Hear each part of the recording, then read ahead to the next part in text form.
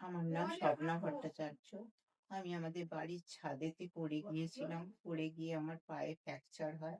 তারপরে আমি এখানে রেমিডিতে আসি এবং ডাক্তার সৌম্যকান্তি ভট্টাচার্যের আন্ডারে আমার অপারেশন হয় এবং অপারেশন খুবই ভালো হয়েছে এবং এখানকার পরিষেবা আমার খুবই ভালো লেগেছে। সবাই খুব যত্ন সহকারে আমাকে দেখাশোনা করেছে।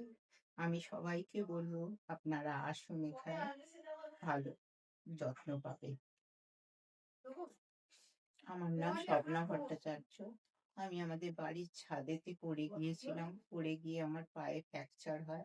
তারপরে আমি এখানে রেমিডিতে আসি এবং ডাক্তার সৌম্যকান্তি ভট্টাচার্যের আন্ডারে আমার অপারেশন হয় এবং অপারেশন খুবই ভালো হয়েছে এবং এখানকার পরিষেবা আমার খুবই ভালো লেগেছে।